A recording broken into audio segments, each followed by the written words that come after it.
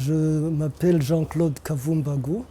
Je travaille pour une agence de presse en ligne qui s'appelle NetPress, qui a commencé ses activités le 1er juillet 1996. J'ai rencontré des difficultés assez tôt parce que là, déjà depuis 1998, 2 ans après la création de NetPress, elle a été interdite pendant 8 mois. Alors l'année suivante, 1999, j'ai fait la prison. Et puis 2001, l'agence a été encore une fois interdite. 2003, j'ai fait la prison. 2005, NetPress a été interdite.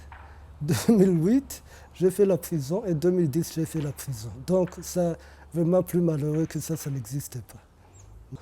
Mais il y a un souvenir quand même qui doit te marquer dans la vie, parce que là, jusqu'en 2008, on m'avait toujours accusé de dommages, d'outrage à chef de l'État.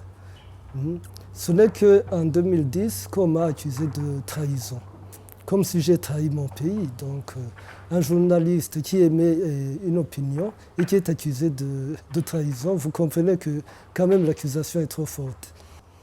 Bon, le jour de mon arrestation, j'étais au bureau.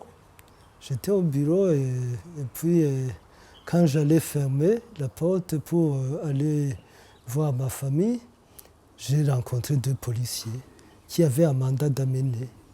Alors, ils m'ont pris dans leur voiture directement jusqu'à l'endroit où se trouvait le procureur, dans son bureau. Mais quand même, j'ai pu appeler une personne pour lui dire que je venais d'être arrêté. Parce que là, si vous n'avertissez pas, on ne sait jamais. Dans ce pays, on dit que la prison, c'est déjà un avantage. Sinon, quand vous êtes détourné, il y a des risques qu'on vous retrouve dans des rivières ou dans des forêts déjà enterrées. Le 13 avril précisément, c'est le jour où il y a eu procès.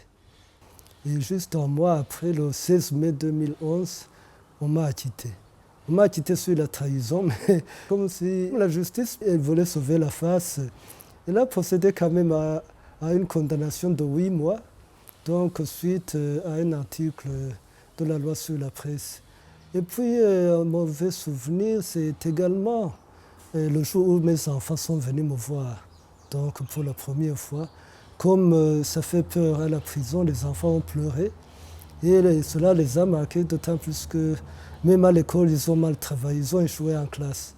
Donc je me dis que ça, c'est un souvenir que je ne peux pas oublier de toute façon et qui va me marquer durant toute ma vie. Nous sommes au total 6 ou 7 qui ont déjà fait la prison. Oui, alors nous avons senti depuis longtemps que nous devons donc nous protéger mutuellement. Oh, le gouvernement, quand même, c'est pas notre patron. Notre patron, c'est le public, oui, qui nous écoute, qui nous lit. Donc, c'est pas le gouvernement. Le gouvernement, c'est ses médias. Il n'a qu'à nous laisser tranquilles. Libre d'informer ? En 2011, plus de 50 journalistes ont été arrêtés ou incarcérés en Afrique centrale. La liberté de la presse ne se jette pas derrière les barreaux.